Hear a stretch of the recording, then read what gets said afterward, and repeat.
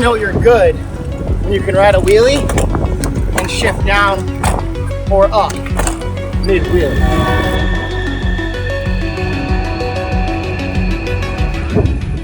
What's up everybody, it's Jeremy from Berkshire Bike and Board, and this is a short little video about how to shift your bike correctly. I'm gonna do this video on this gravel bike over here, and I'm gonna do it on this particular bike because it's a 2x in the front, and it's got these, crazy to say, like old school style mechanical shift levers, but a lot of bikes are going electronic shifting. This is kind of a tried and true style, and I think it's the most confusing because on one side, one goes up and the other goes down, and then on the other side, it's the opposite.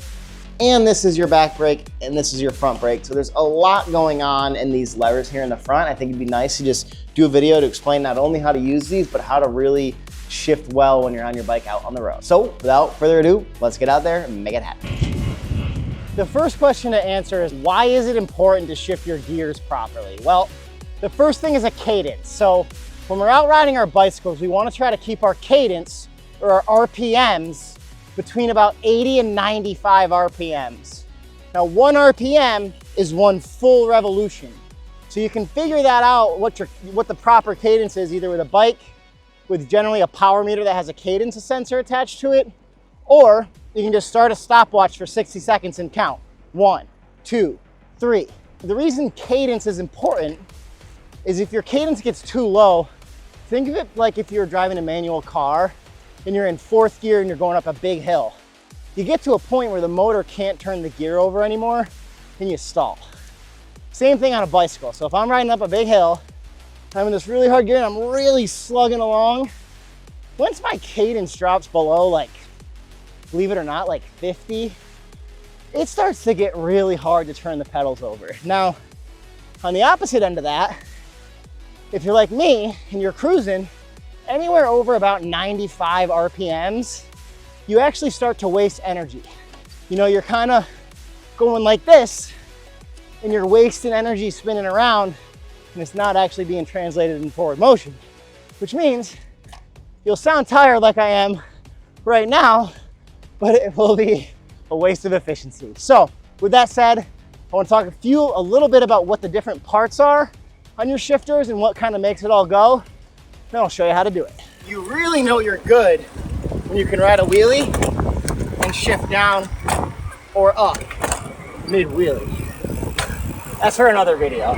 Okay, so I'm riding along and we're getting to the top of a hill. So first thing I'm gonna do, I'm actually gonna jump up from low to high on my front derailleur, and then I'm actually gonna bang it up a few even on the right side. Now we're gonna get ready to go up a hill. So first thing I'm gonna do is get ready to go up the hill. Careful in the sand. That would have been interesting. Take my left hand. I just went from high to low in the front derailleur. And now I'm gonna use my right hand to start shifting down till I get into a comfortable gear for this hill. So I'm at the bottom of the hill. I'm looking up. My cadence is okay right now, but I'm not gonna be able to talk and keep this going all the way. So I'm gonna go down a few more. One thing to note, if I go twice right here, I can also take my hand and in one swell motion, shift twice. Some shifters will actually let you do it 3 times, depends on the shifter. So, a basic shift, here's how it goes. Let's say I'm riding up a hill like this, and the hill starts to peter off a little bit, which this one doesn't. My cadence is picking up. What I want to do, my right hand, small adjustment in the right lever, give it a tap, boom, I make my shift. I want to wait and make sure I don't do it. My cadence is here at 50. There's a lot of torque. All of a sudden I get big clunk, right? It's not a smooth shift. As my cadence starts to spin out, right over 85 or so, right about here, I'm gonna shift up. And you wanna make sure you keep pedaling when you shift, but it's not a terrible idea to back off just a tiny bit.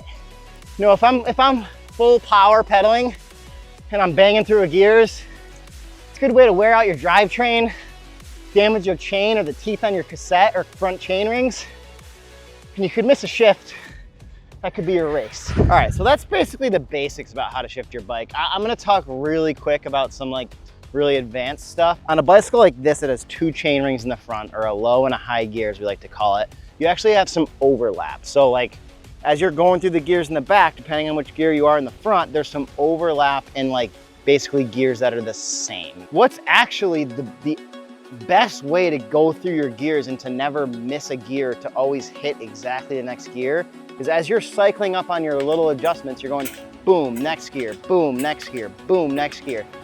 Once you're kind of in the meat of that cassette and you're ready to shift on your left hand, boom, from low to high, your next gear is not actually from low to high. It's from low to high and then down 2 on the other side. That's your next step up. So you would go, basically, to shift properly, I'd go bang, bang, bang, bang. Somewhere in the middle, I'd go boom, and then I'd go down 2, then I'd start going up again. So up 1 and down 2 is 1 shift, then all the way up. Same thing in reverse. I'd go down, down, down, and then I'd go down in the front, up 2, and then down, down, down, down.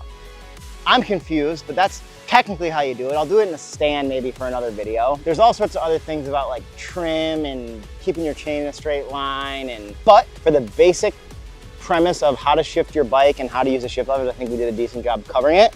So if you like this kind of content, hit the subscribe button for us. And like I always say, round up for distance, round up for time. Thanks for watching.